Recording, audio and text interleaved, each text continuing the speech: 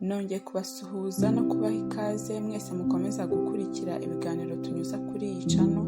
Bashimiye kandi urukundo mukomeza kutwereka mutugaragariza ko turi kumwe, ni iby'agaciro cyane kuri twebwe.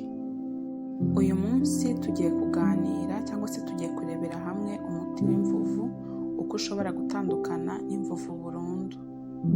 Abantu benshi rero bakunze gukomplaininga ku kibazo cy'imvuvu. Uyu munsi rero n'umunsi tugiye kureba uko warwanya imvuvu kandi ukoresheje ibikoresho bidahenze, wibereye mu rugo ugatandukana rwose n'imvuvu. Niba utarakora subscribe ikore kugira ngo ujye ubona ibiganiro bitandukanye dukomeza kubategurira.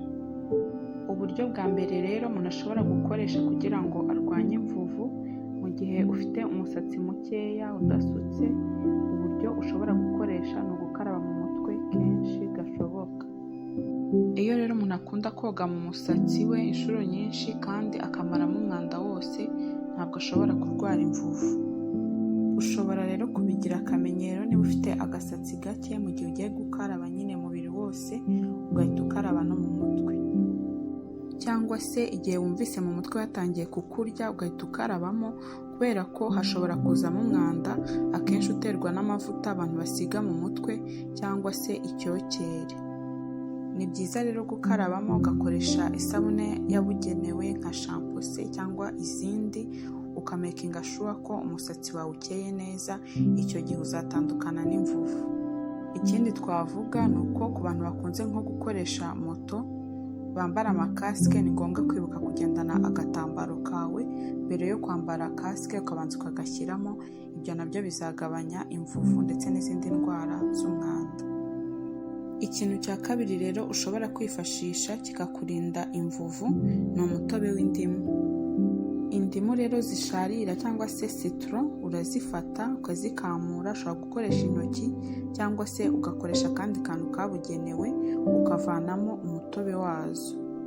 Iyo rero umaze gukamura ufata wa mutobe wazo ukawusiga mu musatsi, ugakwirakwizamo hose, ukamakinga sure ko ugeze no ku ntangiriro y'umusatsi ku mutwe aho umusatsi utereye, ugakwirakwizamo ahantu hose. Iyo rero umaze gusigamo utegereza iminota 30. Iyo iminota 30 ishize ushobora gukaraba mu mutwe kandi uhita ubona impinduka zigaragara, ntabwo imvuvu zongera kugaruka mu mutwe. Ubundi buryo rero bwa gatatu ushobora gukoresha ni amavuta ya olive oil. Olive oil abantu bamaze kuyamenya ko ari amavuta meza cyane y'agaciro akoreshwa mu bintu byinshi. Kimwe rero mu bintu akoreshwamo ni ukurwanya imvuvu.